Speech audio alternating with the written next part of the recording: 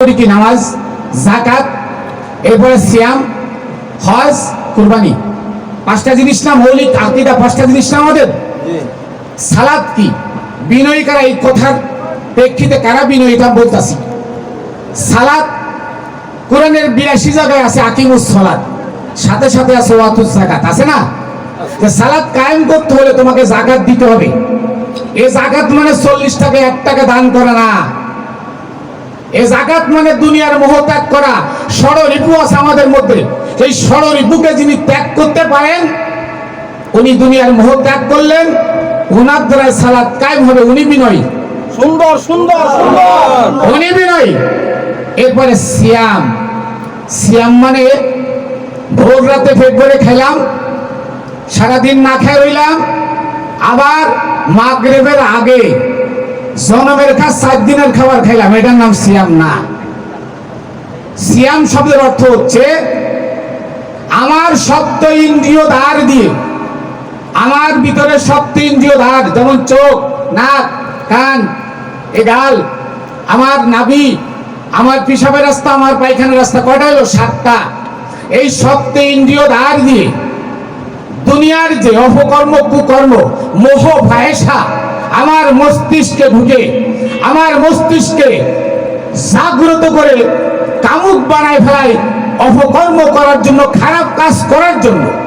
ওই খারাপ কাজকে যিনি ত্যাগ করতে পারেন উনি রোজাদার, উনি বিনয়ী, উনি বিনয়ী। আসুন, হজ, কোরআনে আছে হজ্জুল বাইত। হজ্জুল বাইত, বাইত মানে ঘর, ঘরের হজ করো। হজ শব্দের অর্থ কি? আমাদের কাছে তো গোপন করা হয়। সালাত নামাজ বানানো হয়েছে, রোজা রোজা রাখা হয়েছে, মানে সিয়াম, রোজা ফার্সি শব্দ, সিয়াম হচ্ছে আরবি, তার ফার্সি বানানো হয়েছে রোজা। কুরবানি, কুরবানি আরবি, আরবি রাখা হয়েছে। হজ, হজ রাখা হয়েছে, কিন্তু বাংলা তো কেউ বলে না। হজ শব্দের অর্থ কি? হজ্জুল বাইত, খুলে দেখবেন কোরআনে আছে হজ্জুল বাইত। বাইতের হজ করো, ঘরের হজ করো। এই ঘরটা হচ্ছে 3.5 হাত বড়ি। এই ঘরটা কি? এই 3.5 হাত বড়ি। আর হজ্জুন শব্দের অর্থ হচ্ছে অনু অনু করে, খুঁটে খুঁটে এই ঘরের ভিতরে যত দুষ্কর্ম আছে, কুকর্ম আছে, খারাপি আছে, সব কুকর্মকে খুঁটে খুঁটে ফেলে দেওয়ার নাম হলো হজ্জুল বাইত। সুন্দর। আর এই লোক কে হজ্জুল বাইত করতে পারে, কার হজ কবুল হয়? সে হচ্ছে বিনয়ী, সে হচ্ছেন আল্লাহর ওলি, সে হচ্ছেন রাসূল, সে হচ্ছেন সম্যক গুরু, সে হচ্ছেন ওলি মুর্শিদ। এবার কুরবানি, কুরবানি আমরা সামনে আসতেছে না, সামনে আসছে সুদের টাকা, ঘুষের টাকা, হালাল হারাম যা আছে বাছাবাছি নাই। বনে মানে পশু কিনবো আর আইনে জবাই করবো, কুরবানি দিছে, আল্লাহ খুশি হয়ে গেল। আল্লাহ তো ওই পশুরও সৃষ্টিকর্তা, আল্লাহ তো ওই গরুরও সৃষ্টিকর্তা, মহিষেরও সৃষ্টিকর্তা, ছাগল, ভেড়া যা কুরবানি করি, উট, সকলের তো সৃষ্টিকর্তা আল্লাহ। তা আপনার জীবন কুরবানি না দিয়ে আর একটা পশু জবাই করে কুরবানি দিয়ে আল্লাহরে সন্তুষ্ট করবেন, এটা ফাইলেন কই? কে শিখাইলো এ মন্ত্র? কে শিখাইলো? ইব্রাহিম আলাইহিস সালাম স্বপ্নে দেখেছিলেন, ওয়ালা ইয়া বুনাইয়া ইন্নী রাফিল মানামি আন্নী আসবাহুকা ওয়ালা ফানজুর মাজা তারা। ইব্রাহিম বললেন ইসমাইলকে, হে ছেলে, আমি স্বপ্ন দেখেছি তোমাকে জবাই করতেছি, তুমি এখন কি করবে? ইসমাইল জবাব দিল, যেমন বাপ তেমনি বলা। ইসমাইল জবাব দিল, ওয়ালা ইয়া বাতি ফাল মা তুমা ফাসাদিদুনি ইনশাআল্লাহু মিনাস সাবিরিন। ইসমাইল বলল, হে পিতা, আপনাকে যা হুকুম করেছে তা করেন, মানে আমি রাজি, আমি রাজি। কই, সে তো কুরবানি করে নাই, স্বপ্ন দেখেছে মাত্র। তাহলে তার কুরবানি আমার এখানে আইনে পশু হত্যা কেন করা হয়? কোথায় পেলেন? কুরবানি দেখান। তাহলে কুরবানি কি? কুরবানি হচ্ছে যিনি যাকাত দিয়ে সালাত কায়েম করলেন, যিনি সিয়াম সাধন করলেন, যিনি হজ্জুল বাইত করলেন, এই 4টা কাজ যার পরিপূর্ণ হয়ে গেল, ওই ব্যক্তি, কোরআনে আছে জবিহুল্লাহ, জবিহুল্লাহ, তুমি আল্লাহর জন্য জবাই হয়ে যাও। ওই ব্যক্তি নিজেকে উৎসর্গ করে দিল দুনিয়ার মোহ মায়া, ছেলে সন্তান আত্মীয় স্বজন সবকিছু ত্যাগ করে 18,000 মাখলুকের জন্য নিজে জীবনকে উৎসর্গ যিনি করেন উনি হচ্ছেন কুরবানি। সুন্দর, সুন্দর। উনি কুরবানি হলেন, উনি জীবের সেবা দেওয়ার জন্য কুরবানি হলেন। ওই ব্যক্তি বিনয়ী, ওই ব্যক্তি বিনয়ী। ওনার পদচরণ হলো জিন্দা কাবা, ওনার পদচরণ হলো মসজিদ, সেজদা ওখানে দাও। হক। উনি রাসূল, ওনার মধ্যে আর আল্লাহর মধ্যে কোনো পার্থক্য নাই। যে পার্থক্য সৃষ্টি করবে সে কাফের। কার কথা? কোরআনের কথা। এটা আমার কথা নয়, কোরআনের কথা। উনি যদি বলে কুন ফায়াকুন, উনি বললে হয়ে যাবে। উনি জীবন্ত কোরআন, কালির লেখা কোরআন মুখস্থ করে আপনি পারবেন এই বুড়িগঙ্গা থেকে এক ঘটি জল এখানে আনতে, এক ঘটি পানি এখানে আনতে পারবেন? কেউ আছেন বলতে পারবেন? সারা দুনিয়ার মানুষ পারবে? জালিগ্রাম থেকে শুরু করে নাচ পর্যন্ত পড়ে ফু দিয়ে বলবো এই বুড়িগঙ্গার পানি আমার ঘটিতে চলে আয়, আসবে? আসবে না, আসবে না। কিন্তু খাজা গরিবে নওয়াজ মঈনুদ্দিন চিশতি রহমাতুল্লাহ আলাইহি উনি জীবন্ত কোরআন। তাই আনা সাগরের পুরো পানিটা এক গড়ির ভিতরে আনেছিল। ওইটা ছিল কোন কোরআন? ওইটা ছিল জীবন্ত কোরআন। ওই কোরআনের কথা বলা হয়েছে আলিফ লাম মিম। আলিফে কি? আল্লাহ, লা নাই, মিম মুহাম্মদ। এখানে কি বুঝাইলো? আল্লাহর মুহাম্মাদের মধ্যে কিছু নাই। হক। আল্লাহর মুহাম্মাদের মধ্যে কি কিছু নাই। আবার তাফসীর কারকেরা লিখছেন আলিফ লাম মিম আলে মুহাম্মদ, আলে মুহাম্মদ। আর এই আলে মুহাম্মদকে বলা হয়েছে জালিকাল কিতাব। মোল্লারা তাফসীর করে কোরআনকে, যে এই কোরআনের মধ্যে কোনো ভুল নাই, ভুলের অবকাশ নাই। আরে কোরআন ছিল কোন সময়? যখন কোরআন নাজিল হয়েছে তখন কি কোরআন লেখা ছিল, বাইন্ডিং করা ছিল? ছিল তো না। তাহলে এটা জালিকাল কিতাব, এই কিতাব এমন একটি কিতাব লা রাইবা ফি, যার মধ্যে কোনো ভুলের সন্দেহ নাই। দেখেন সূরা জুমারের 33 নম্বর আয়াতটা বলি, এই কোরআন সম্পর্কে যা আছে 33 নম্বর আয়াতটা হচ্ছে ওয়াজাউকা বিসিদ। আল্লাহ বলছেন ওয়াজাউকা বিসিদ, যারা সত্য নিয়ে এসেছে, ওয়াসাদ্দাকা বিহি, এবং এই সত্যকে সত্য বলে স্বীকার করে প্রচার করেছে, উলাইকা হুমুল মুত্তাকুন, তারা মুত্তাকি। তাহলে কিতাব কারা নিয়ে আসছে?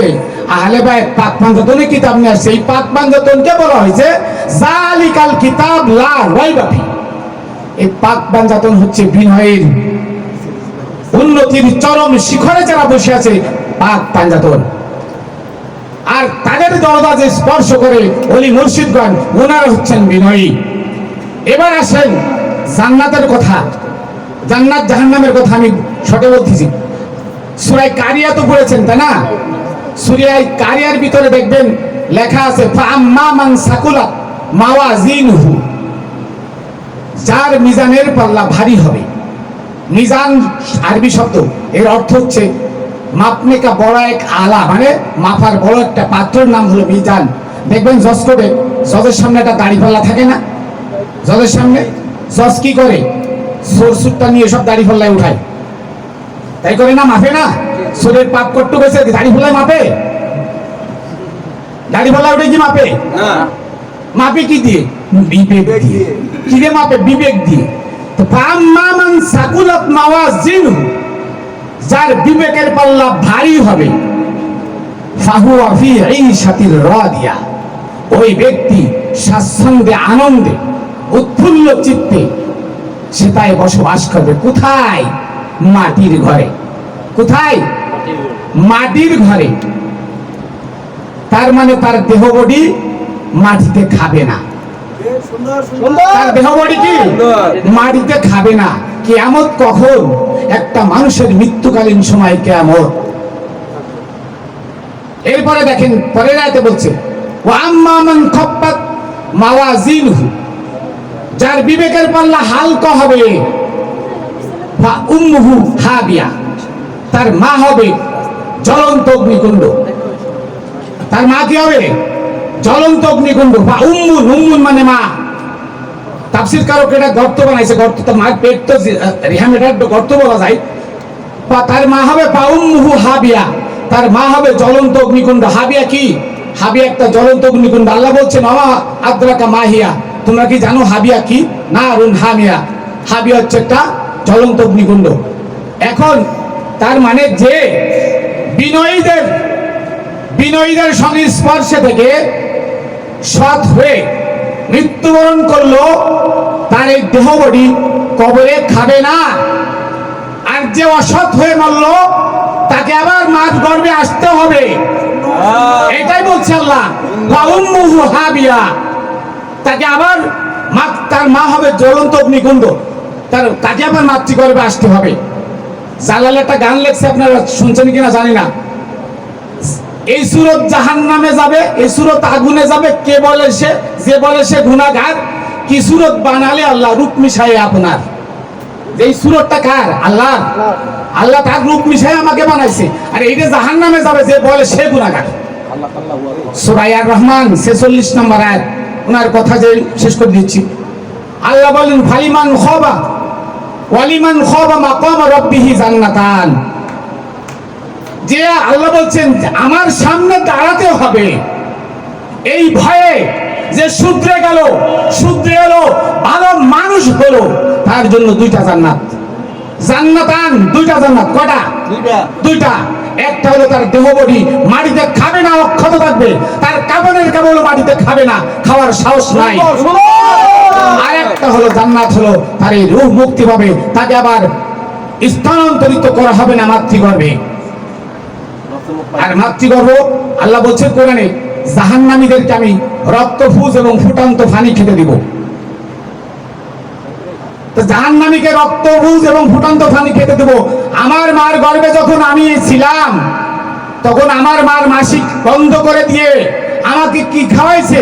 রক্তফুজ খাওয়াইছে কিনা? আর ফুটান্ত গরম পানি, আমার মা পানি খেয়েছে ঠান্ডা পানি, ওই ঠান্ডা পানি পাকস্থলীতে গিয়ে ফুটে গরম হয়ে ওই পানি আমাকে আল্লাহ খাওয়াইছে পেটের ভিতরে। তাহলে কি জাহান্নামীকে ফুটন্ত গরম পানি এবং রক্তফুজ খেতে দেওয়া হবে? কথা কি কোরআনের লগে মিলছে নাকি মিলে নাই? তার মানে জান্নাত এখানে, জাহান্নাম এখানে। মরার পরে কিছু নয়, মৃত্যুকালীন সময় আমলনামা হাতে দেওয়া হবে, মৃত্যুর পরে নয়। আজকে দেখছেন 750-800 বছর আগে লোক মারা গেছে। এই কুমিল্লায় কিছুদিন আগে, 1 বছর আগে মারা গেছে, তার লাশ অক্ষত। কয়দিন আগে দেখছি আরেকজন 10 বছর আগে মারা গেছে, তার লাশ অক্ষত। ঝালকাঠিতে গেছিলাম, এক লোকের, সে ফুরফুরা শরীফের মরিচ ছিল, সে লোকটা খেয়া দিয়ে খাইতো, নৌকা বাইয়ে খাইতো। 20 বছর পরে তার লাশ টুসছে অক্ষত, কাফনের কাপড়টা খায় নাই। বাউল সম্রাট আব্দুর রশিদ সরকার 13 মাস পরে রাস্তা যাবে, তার লাশ খুঁজে বের করছিল, অক্ষত, কাফনের কাপড় অক্ষত। এমনকি ফুল, গোলাপ ফুল, গেন্দা ফুল দিছিল, ওটাও তাজা। এখানে বসে আছে আমার আপা সরোয়ার জান রত্নাজি, ওনার স্বামীকে এমন উঠানো হয়েছিল, লাশ অক্ষত, কাফনের কাপড়টাও নষ্ট হয় নাই। বলেন আলহামদুলিল্লাহ, মারহাবা। কারণ কি? 1 মাস দুনিয়াতে শেষ নিঃশ্বাস ত্যাগ করার পরে, এবং 1 মাস দুনিয়াতে রাখছিল, লাশ পাশে নাই। 1 মাস করোনার ভিতরে তো 1 মাস দুনিয়াতে রাখছিল, লাশ পাশে নাই। এটা আল্লাহর হুকুম। আল্লাহ বলছে ফালিমান খাফা মাকাম রাব্বিহি জান্নাতান, আমার সামনে দাঁড়াতে হবে এই ভয়ে যে শুধরে গেল, তার জন্য দুইটা জান্নাত। একটা তার দেহবডি মাটিতে খাবে না, অন্যটা তার রূহকে নাজাত দেওয়া হবে, মুক্তি দেওয়া হবে, সে আর আসবে না। তাহলে কি কোরআনের কথা মেলে না মোল্লার কথা কয়? কবরের মধ্যে জিজ্ঞেস করাবে মান রব্বুকা মান দিনুকা মান নাবিয়ুকা। আল্লাহ বলেন ওয়ালিকুল্লি কওমিন হাদ, আমি প্রত্যেক কওমের কাছে হাদি প্রেরণ করি। হিন্দু, বৌদ্ধ, মুসলমান, খ্রিস্টান নয়, বাংলা, ইংরেজি, ফার্সি, উর্দু, আরবি নয়। আমার ভাষায় আমার হাদি আসবে, ইংরেজি ভাষায় ইংরেজের হাদি আসবে, হিন্দি ভাষায় হিন্দি হাদি আসবে, আরবি ভাষায় আরবি হাদি আসবে। তাহলে আমার কাছে বাংলায় না করে আরবিতে বস্তু করবে, মোল্লা তুই ফাইলি কই? কোথায় পাইলে এটা? আমি বাঙালি, আমার কাছে জিজ্ঞেস করতে পারে তোমার রব কে, তোমার সৃষ্টিকর্তা কে, তোমার নবী কে, তোমার দিন কি?